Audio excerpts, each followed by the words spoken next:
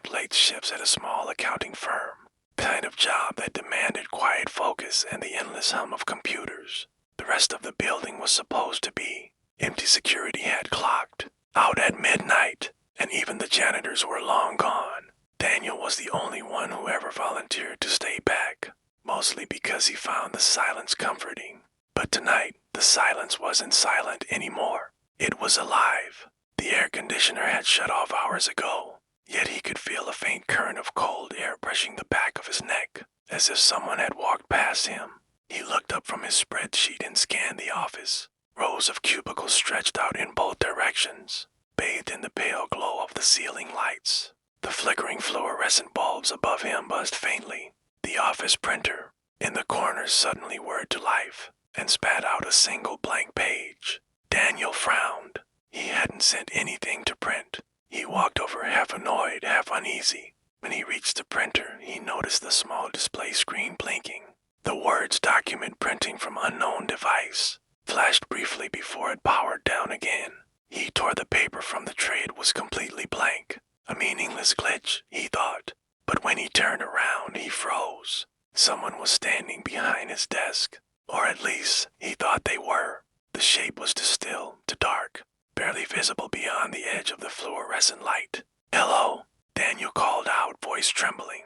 No response. He took a cautious step forward, and the light above him flickered again just once, but enough to make the shadow vanish. Now there was nothing, just his chair turned slightly, facing the wrong way. His breathing quickened. He told himself it was exhaustion, the side effect of too much caffeine and not enough sleep.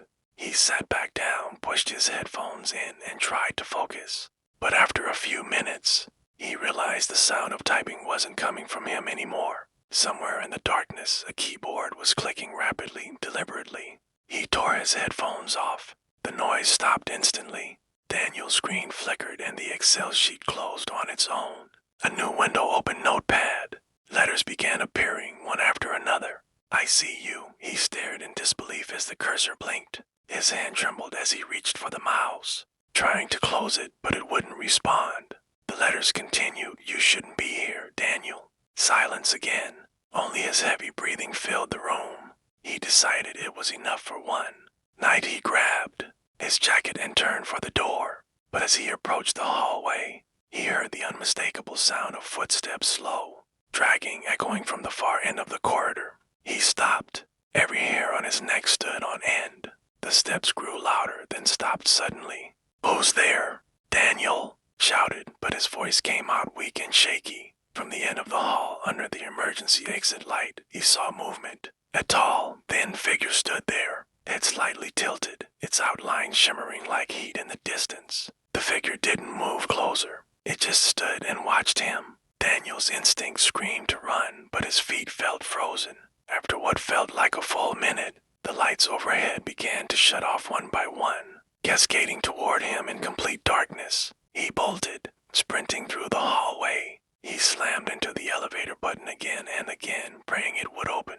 The footsteps behind him began again, faster this time. The elevator dinged and opened halfway before jerking to a stop, then went dark. He didn't wait. He took the stairs, nearly tripping over his own feet as he descended floor after floor until he burst through the lobby, doors, and out into the cold night air. He didn't look back. The next morning, when Daniel returned with his boss and security, the office looked normal except for one thing. On his desk, resting neatly in the center of his keyboard, was the same blank sheet from the printer, only this time faintly visible in the middle. The words "Welcome Back" written in smudged black ink. At night, Daniel quit the job and never returned. The company closed the office permanently a month later after the new night guard claimed to hear footsteps, typing, and whispers from the empty upper floor. Some say the building was constructed over the remains of an old psychiatric facility. Others say it's something worse, something that feeds on solitude. If you've ever stayed late at work, alone, with the sound of flickering lights above you, remember, sometimes it's not the building creaking. Sometimes something's watching. It was supposed to be a quick trip home. Leah and her two college friends, Marcus and Tara, had gone hiking in the dense hills of Oregon. The sun had dipped behind the trees faster than expected, and by the time they packed up, Night had swallowed the forest. Marcus, the only one confident enough to drive through the narrow forest road, reassured them we'll be back to the main highway in 20 minutes, but 20 minutes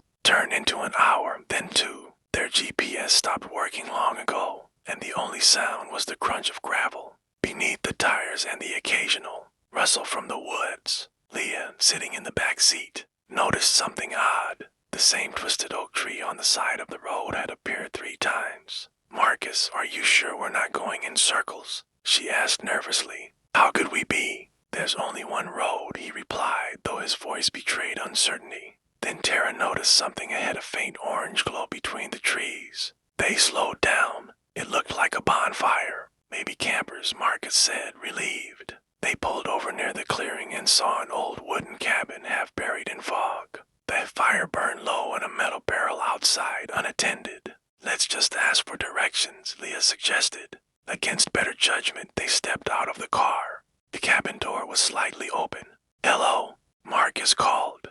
No response. Tara shivered and whispered, "We should leave," but Leah walked forward, shining her phone's flashlight inside. The place was empty except for 3 chairs around a table and a single Polaroid photo lying on top. Leah picked it up. Her stomach dropped. The photo showed the 3 of them standing next to their car taken just minutes ago. She screamed, dropping the photo. Marcus rushed over, and before he could say anything, the cabin door slammed shut behind them. The bonfire outside extinguished instantly. Darkness was complete. They could hear something slow breathing from the corner of the room. Marcus shined his phone toward the sound and saw a figure crouched in the shadows. Its skin was pale, its mouth stretched too wide, its eyes reflecting the light like a cat's. They bolted for the door, managing to break it open. Tara tripped on the steps, and Marcus pulled her up. Behind them, something hissed. "You shouldn't have stopped." They reached the car, slammed the doors, and sped down the road as fast as possible. But no matter how far they drove, the same twisted oak appeared again. The GPS turned on by itself, showing a single word on the screen: "Run." When they looked back, the forest road had vanished.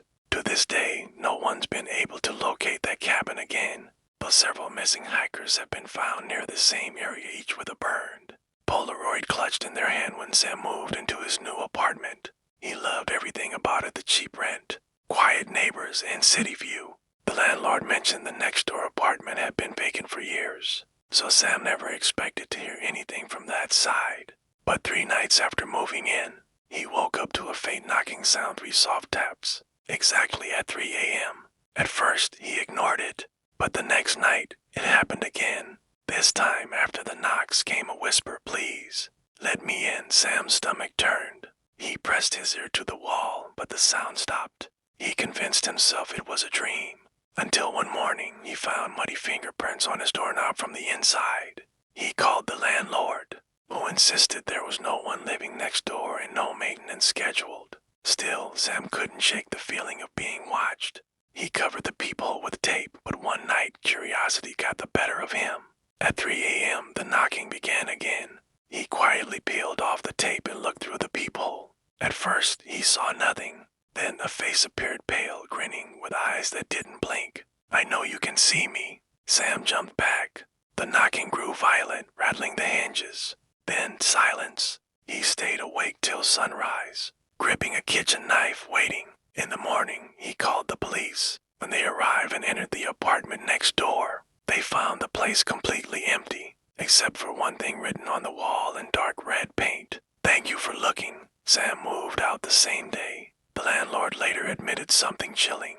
The last tenant in that apartment had vanished years ago, reporting the same knocking. To this day, new tenants complain about hearing whispers at 3 a.m., always saying the same words: "Please, let me in." If you made it this far, remember, these stories aren't just fiction. They're based on real accounts shared by people who wish they hadn't experienced them. So before you sleep tonight, check your doors, lock your windows, and maybe leave the lights on. If you love true horror stories, make sure to hit that like button, subscribe, and turn on notifications, because the next story might just be happening near you.